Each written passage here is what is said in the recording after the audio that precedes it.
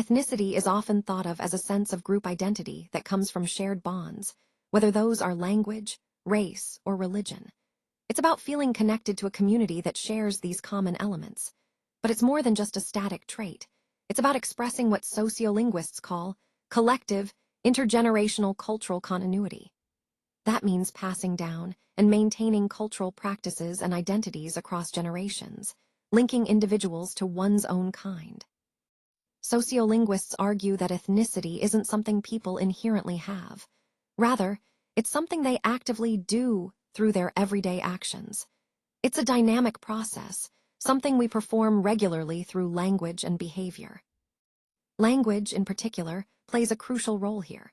It's not just a tool for communication, but part of this ongoing doing and knowing that shapes and sustains ethnic identity. So, when we talk about ethnicity in sociolinguistics, we're really exploring how language helps people express and reproduce their cultural bonds, reinforcing their sense of belonging and shared identity. Ethnicity is often thought of as a kind of essence that's passed down through generations.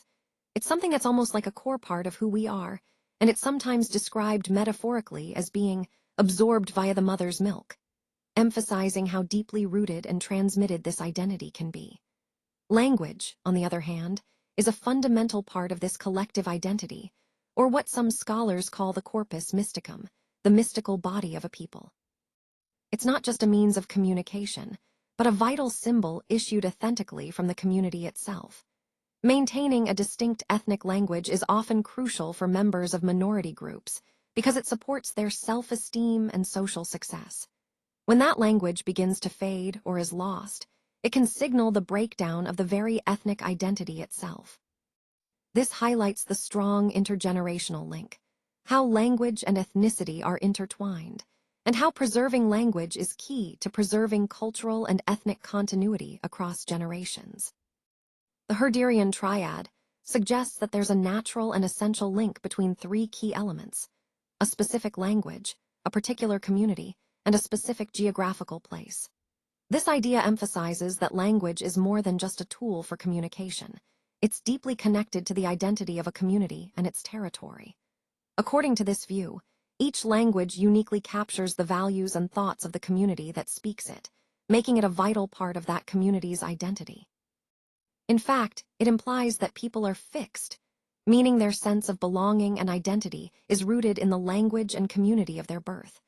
This perspective was influential in strengthening modern nationalism, but it also has a darker side. It can lead to viewing those who speak other languages within the same territory as interlopers, or outsiders, which can foster exclusion and conflict. So, as we consider the broader themes of identity and territory, it's important to recognize how this framework shapes our understanding of cultural belonging, sometimes in ways that can be divisive. Even when a community adopts a dominant or majority language, they often use it in ways that signal and help build their unique ethnic identity. One way they do this is through what we call an ethnic dialect, or ethnolect. That's a specific variety of a language tied to a particular ethnic group. These dialects are characterized by features like unique vocabulary, pronunciation patterns, and grammatical structures. These differences help distinguish one ethnic community from another, making the ethnolect a kind of linguistic marker of their identity. What's especially interesting is that these markers become vital symbols of ethnicity, particularly when there are no physical features to identify someone's background. So, in essence, ethnic dialects act as linguistic badges, ways for communities to express belonging and cultural uniqueness through language. This highlights how language isn't just a tool for communication, but also a powerful symbol of who we are and where we come from. Let's talk about how minority group ethnicity is often signaled through specific linguistic tags or the frequency of certain vernacular forms. Basically, linguists have observed that people tend to notice and focus on these markers when identifying someone's ethnicity. However, there's an interesting bias at play here. We often treat the majority group as the norm, meaning we don't look for those markers in them because we assume they don't exist or aren't relevant. What's really fascinating is that the absence of these specific markers in a speaker actually conveys information. If someone doesn't display particular minority markers, we might automatically assume they belong to the majority group. So, ethnicity becomes marked for minorities. It's visible through their language. While for the dominant majority groups, ethnicity tends to be unmarked and invisible. This leads us to what's called the majority as norm fallacy, where the linguistic features of the majority are seen as the default or baseline, and minority features are seen as deviations. Recognizing this bias is essential because it influences how we perceive identity and reinforces social hierarchies. It's a subtle but powerful aspect of how language and society intersect. African American Vernacular English, or AAVE, is a systematically structured and rule-governed variety of English. It has its own unique phonology and grammar, which makes it a rich and complex linguistic system. Historically, people often viewed AAVE through a deficit lens, meaning they saw it as a deviation from standard English or as something lacking. However, research has shown that AAVE is actually a fully efficient linguistic system that functions effectively within its cultural context. One of the features that really stand out is the habitual B, which serves as a powerful symbol of group identity and solidarity. It helps to express habitual actions and is a marker of cultural pride. The Ebonics debate in the United States brought a lot of attention to this issue, highlighting the emotional investment and controversy surrounding the use of ethnic dialects in education. This debate underscores how deeply language is tied to cultural identity and societal perceptions. Overall, understanding AAVE helps us appreciate the richness of linguistic diversity and the importance of respecting different linguistic systems as valid and meaningful. So here we see that London Jamaican, or Patois, actually emerged as a heritage language, mainly used among Black British youth. It's more than just a way of speaking. It's a symbol of group identity. Even those whose parents weren't native Patois speakers often adopt it to show their connection to the community. What's interesting is that Patois offers a sort of low legitimacy alternative to standard English. That means it's not considered as official or proper in the traditional sense, but it gains value through local distinctiveness and solidarity among speakers. In multiracial classrooms, Patois can also serve as a form of political expression, a kind of politics of protest. It's used to resist an educational system that often marginalizes minority identities, asserting pride and resistance through language. All of this ties into the broader theme of how language acts as a powerful tool for identity, resistance, and community cohesion, especially in diverse urban settings like London. Let's talk about how ethnic differences in speech often trace back to what we call substratum varieties, the original languages of a group's ancestors. For example, in New York City, you can actually notice slight variations in how people pronounce English depending on their ethnic background. Specifically, there are subtle differences between speakers from Jewish and Italian communities. Take second-generation Italians, for instance. Many of them tend to choose higher vowel variants to avoid that characteristic Italian accent, which often features an A-type vowel. This process is known as hypercorrection, where speakers consciously or unconsciously adjust their speech to sound more correct or to align with a desired identity. These phonological differences aren't just random. They are statistical tendencies that act as subtle symbols of identity. They help distinguish one ethnic enclave from another without being overt or explicit. So, in essence, these variations in speech serve as markers of cultural and ethnic identity, linking language to community and heritage. Understanding these substratum influences enriches our overall view of how language functions as a social and cultural marker within diverse communities. Let's talk about how speakers often switch to another language or dialect intentionally, as a way of signaling shared ethnicity with their listener. This isn't just random, it's a deliberate choice to communicate a sense of belonging. One specific form of this is called emblematic switching, or sometimes tag switching. This involves using short phrases or tags from an ethnic language, like Kia ora or Andel Pews, to show solidarity. Even if someone isn't fluent in that language, they might still use these tags to identify with a particular community or group. Most importantly, these switches are primarily social tools. They're used to signal and actively construct a person's ethnic identity in the moment. So, it's not just about language, it's about expressing who they are and who they feel connected to.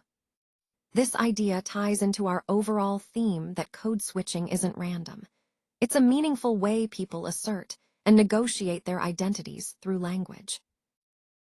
Let's talk about language crossing, which involves using a variety that actually belongs to an ethnic group different from your own.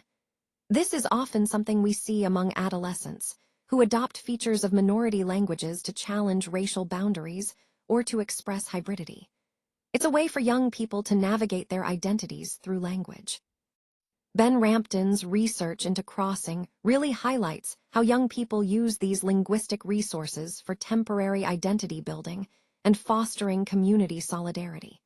It's almost like a toolkit they pull out in specific contexts.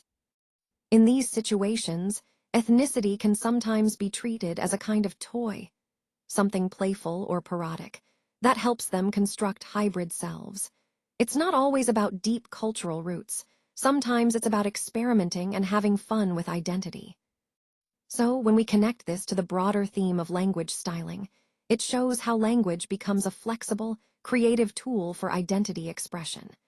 It's about how young people style their language to navigate social boundaries and express who they are, sometimes seriously, sometimes playfully. When we talk about linguistic fluency in a heritage language, it's often seen as a key part of what makes someone feel or be seen as authentic within their ethnic group. For Mexican-American bilinguals, this idea of authenticity isn't just about speaking Spanish. It's about how their identity is shaped through a mix of bloodline, nationality, and their level of Spanish fluency. People often use their language skills as a way to authenticate or validate their ethnic identity, and they do this through specific discursive practices. The ways they speak, the words they choose, the varieties of Spanish they use. Using the right variety or style of speech can actually open doors within the community.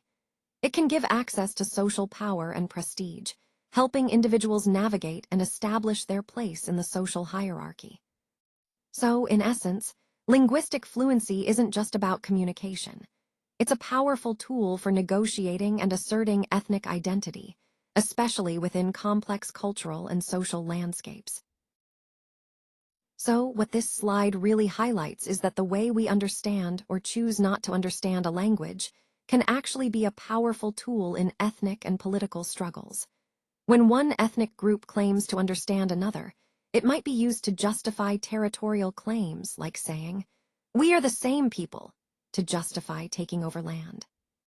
On the other hand, a smaller or oppressed group might choose not to understand the dominant group's language as a form of resistance, a way to push back against domination or cultural erasure.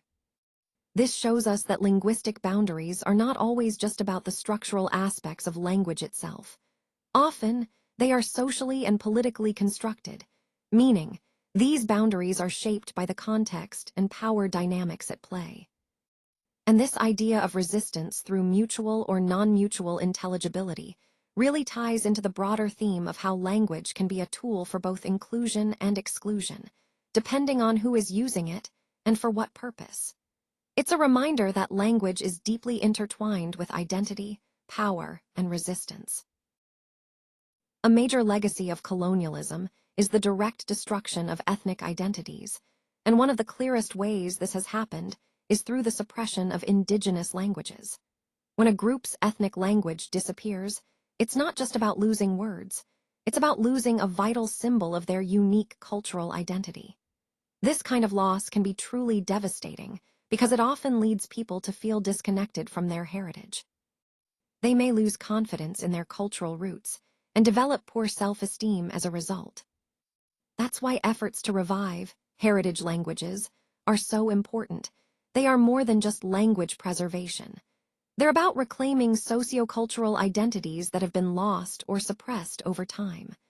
Restoring these languages helps communities reconnect with their history, their traditions, and their sense of self. So, in the broader context of this presentation, understanding the loss of indigenous languages highlights the deeper impact of colonialism, how it has shaped identities, and how important it is for us to support efforts to heal and restore these cultural ties.